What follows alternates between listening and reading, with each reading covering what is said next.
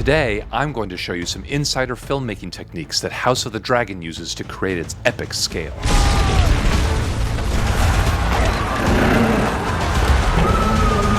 I love me some Game of Thrones, and in the latest spin-off series, House of the Dragon, I can't help but notice how epic they've made the show. Even though it's a smaller story than the previous series, it feels more epic in scale. How do they do that?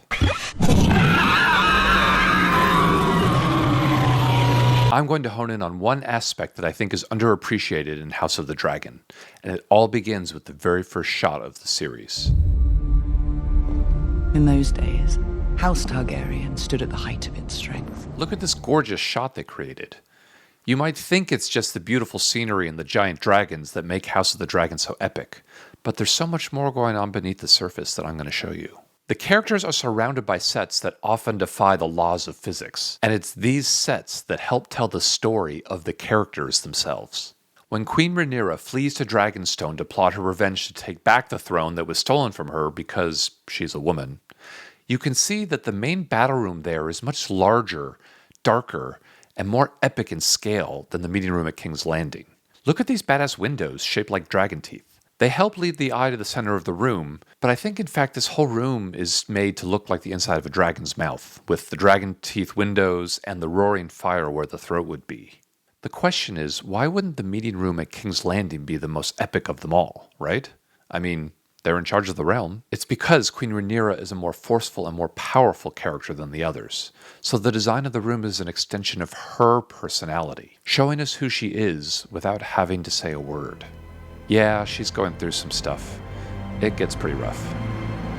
And it's not just Dragonstone. When Queen Rhaenyra moves around to different rooms and locations, the filmmakers pay especially careful attention to detail in all the rooms she occupies. Look at this room. It's not huge, but it's decked out with this detailed dragon art carved into the wall. They don't do that level of detail for the other characters. Now granted, the filmmakers didn't actually carve this thing out of stone. They probably had it 3D printed on styrofoam and painted to look like stone. In fact, probably all of the walls and pillars and everything else on these sets are painted to look like stone and marble and other fine materials, but they're mostly just cheap plaster. I remember when I was on this film set a few years ago in Mexico City, we created this old monastery with goofy monks, and as I was planning this camera move with my iPhone, I stepped on one of the stairs to try to spiral up the staircase, and my foot went right through the stair and almost brought down the entire set with it. It looks so realistic, I forgot for a second it wasn't stone. Look, I even filmed on the other side of the stone wall, which is just cheap plaster held up by wooden planks. That's probably why in this show you never see characters leaning on walls and pillars and stuff. It's all fake. Anyway, back to this dragon wall sculpture that the filmmakers went to great pains to make. I checked, and this sculpture is only on screen for a grand total of 3 seconds. All of that detailed work for 3 seconds of screen time. Yeah, the filmmakers definitely have a crush on Queen Rhaenyra. Now this room is gorgeous. It feels like an entrance to the 8th wonder of the world. And that's just her escape pad. The space they're in tells you so much about who the character really is.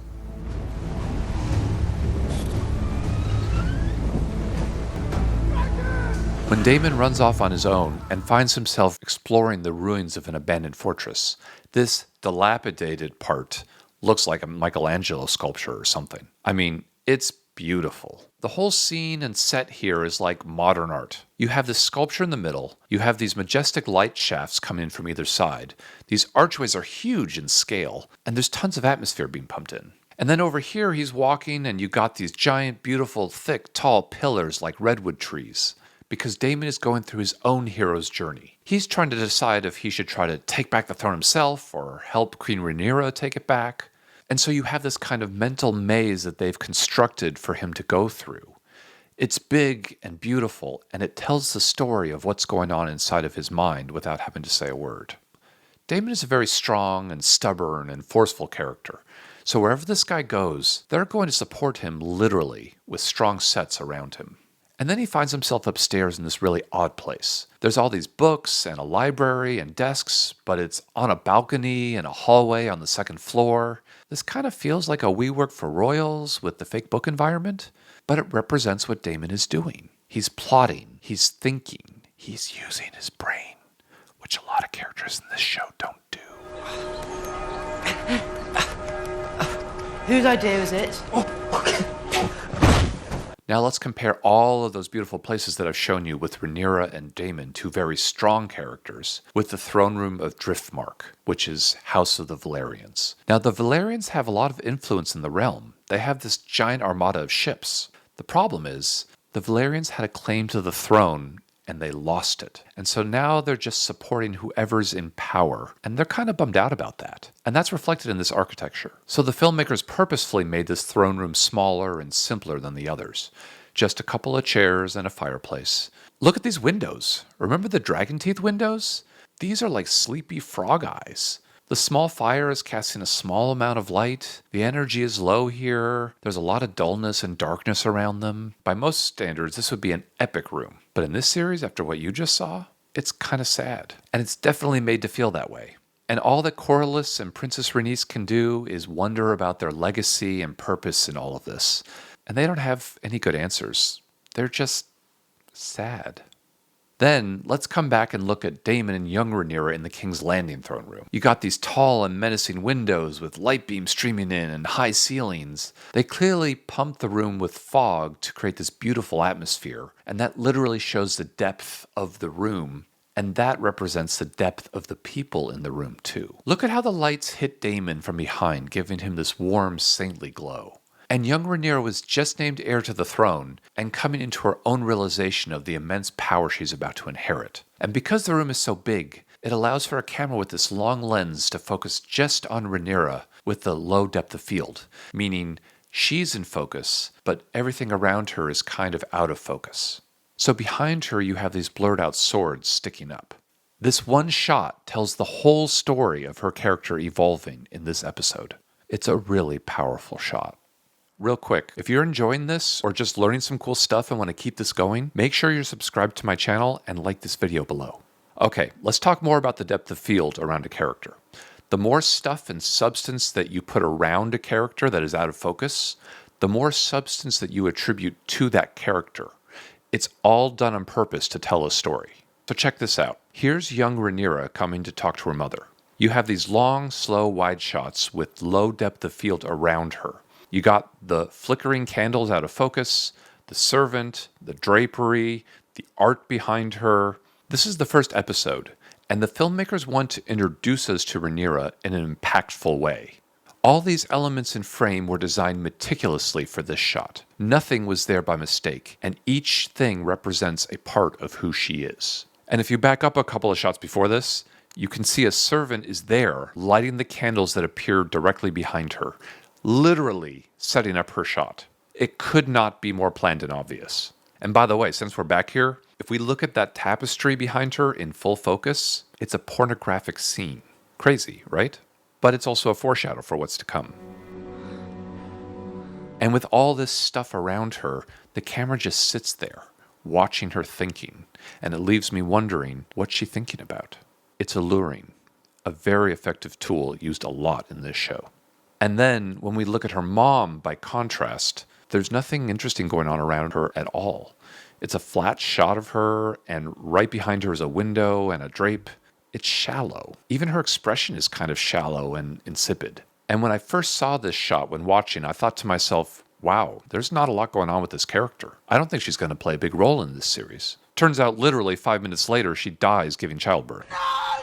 Don't be scared. And so there you go. The filmmakers didn't want to invest too much of your attention to her. We can talk about something similar in this mini Colosseum, where you have the peasants with a very high depth of field, so everything is in focus, and they're all crammed together like sardines. And then when you cut to a shot of the royals, who are sitting in what I can only describe as a giant toilet paper tube, look at this chasm of headspace above them. And then when you cut to shots of the individual royals, there's this beautiful low depth of field. There's all this space, there's all this out of focusness around them. It's luxurious. Really Giant Spaces is like a playground for art directors and cinematographers because they can place objects in front and behind and around the characters that all help tell the story of that scene. So in this scene, for example, there's a lot of dainty candles, and they're like little fairies that are all around Alysanne Hightower and young Rhaenyra, and it paints the perfect picture for them because they're talking all about their struggles and the predicaments that they're in. I want him to see me as more than his little girl. Mine own father does not know the language of girls either. And then you juxtapose that layout with this scene that plays really well with scale. These small little dainty candles around this giant dragon head. So they could create the feeling of extreme intimidation, but also contemplation, which sets the perfect scene for a king giving wisdom to his heir. Targaryen must understand this to be king. Or queen. And then later on, when planning for war, the filmmakers position the flames behind Queen Rhaenyra and Daemon in a much more aggressive way. It's definitely done on purpose to up the drama. Do you notice a pattern here? The flames are an extension of the characters' moods throughout the entire series. It's a theme that complements the dragon's fire as the ultimate release for pent-up energy. Let's look at a very different type of place using this same idea. Storm's End, home of Boros Baratheon, is literally sculpted into a giant stone pillar in the middle of the water with waves crashing all over it. It's fun and it's fantasy, but it's also the perfect symbolism for the stormy interaction that's about to happen. Inside is this giant chasm of a room and it's just stone. It's empty, raw stone with a stone throne. And my first thought when watching this was, why would any ruler want to rule from this room? Couldn't they at least put a cushion under Boros? He looks constipated just sitting there. And, as it turns out, there's a reason for all of this. It's meant to be cold and raw, because this scene is setting the stage for a brawl between Joffrey Valerian and Aemon Targaryen. The last time these two characters were alone in a room, Joffrey stabbed out Aemon's eye. So now here, 10 years later, without any parental supervision, this room creates a blank raw canvas for them to let out their pent-up emotions. Give me your eye, or I will take it back. Not in my hall! It's a really powerful, raw scene. So these were all a bunch of scenes that I really enjoyed. Here's one scene that I found a little bit underwhelming for this series. The first thing that comes to mind here is how oddly choreographed it is. You got Daemon, who is clearly feared by the others, and literally put on a pedestal to make him physically higher in frame than the two knights below him. And you have Jacaerys just standing awkwardly to the side. It doesn't feel like a natural way that people would stand and communicate with each other. To me, it feels forced. Also, I'll just point out, they had to put up a giant light on a crane to mimic the sun, since the real sun would move too much during the shooting schedule. And the reason they put the sun here is so you get what's called these rim lights, which are little backlights that are on the tops of their heads that help the characters pop against the background. They highlight the characters in frame to make them stand out. Plus, this scene may not even have been shot outside. It might have been shot in a studio with a blue screen background. And that castle is definitely not real. It's either CGI, a computer-generated image, or a miniature that was shot separately. But this scene bothers me in other awkward ways too. Even though there is a backlight on the characters, the overall lighting feels flat. There's too many little fuzzy dark lines in focus competing with the characters. Like these weirdly stacked boulders that make no sense, and a lot of shrubbery in the front. And because the lighting is so flat, it lacks drama. Also, the castle in the back, even though the design of it does a good job pointing directly to the characters to help direct our eye, it doesn't feel large or grand enough. It feels almost too small to fit regular-sized humans that are in this scene. So I obviously wasn't in the room when they worked on this shot. But if I was, I might have proposed one added element that would fix all of these issues. And I went ahead and added it to this still frame right here. Boom. Put them in a cloud. Not only does it haze out a lot of the competing details, it adds depth to the castle, making it appear further away, correcting the scale issue. And it adds drama to the scene. Doesn't it feel easier to focus on the characters this way than this way? I think so. By the way, I welcome any of your thoughts about any of the stuff I've been talking about. If you leave a comment, I will definitely respond. Anyway, I know the filmmakers are trying to make this scene feel tense and awkward between these characters, and they do, but there are better ways to do this. Look at all that eye contact between everyone. If you want to make royal awkwardness, just do this. Far apart and no eye contact. That's awkward to me in a way that people would be in real life. Now, remember this glorious opening shot? It's an overture to the story I've been laying out for you, revealing the theme of the entire series without having to say a word. And that theme is the struggle for control. This is Game of Thrones after all. The Targaryens have had a stronghold on the realm for generations, but now they don't have a natural male heir, and that throws their entire lineage in jeopardy. This shot reveals a giant void that needs to be filled, and all these supporting beams and columns have decayed away or broken off, and that ceiling could fall at any time. This frame represents the fragile state the realm is in, and this is the eternal struggle for all the characters throughout this series: control of their lives. The story of House of the Dragon is told in a larger-than-life visual way that are metaphors for what's going on inside the minds of the characters. And it's these characters' grand, ambitious, victorious, conniving, intimate, harrowing, crushing, brave, and heavily flawed stories that make House of the Dragon truly epic. Okay, fine, and maybe the dragon's just a little bit. If you liked this episode, please like my video below and make sure you're subscribed to my channel. And of course, leave a comment anytime. I look forward to seeing you in the next one. Thank you.